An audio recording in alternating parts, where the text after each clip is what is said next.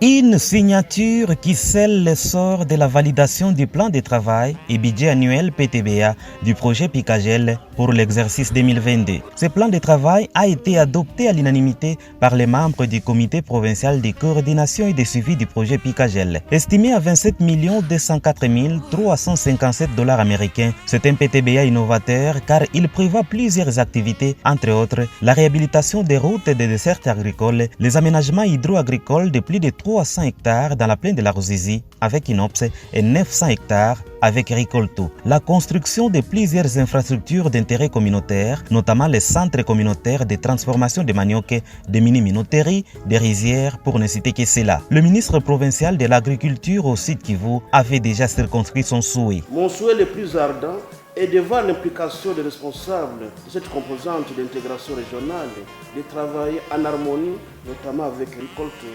VSF et FAO, que la RDC puisse présenter des produits compétitifs dans la région des Grands Lacs.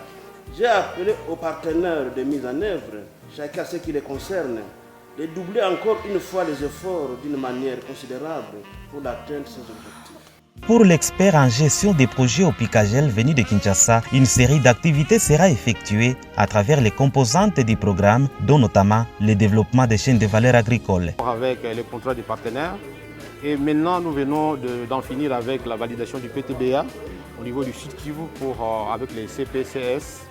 Cela augure déjà une bonne avancée pour le projet. Après le Sud Kivu, nous allons faire le même exercice dans le Tanganyika.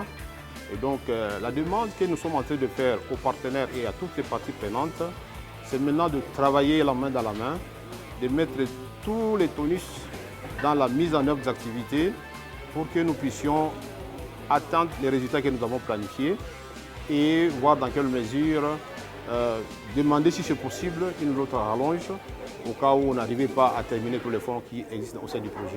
Le coordonnateur provincial Damas Boulouboulou a brossé succinctement les réalisations effectuées en 2021 dans les filières pêche et aquaculture, la subvention des sous-projets à coût partagé, les infrastructures routières, la composante agriculture ainsi que les services d'appui et gestion du projet qui a permis la réhabilitation du bâtiment moderne de 36 bureaux abritant les divisions provinciales de l'agriculture, pêche, élevage et bien d'autres.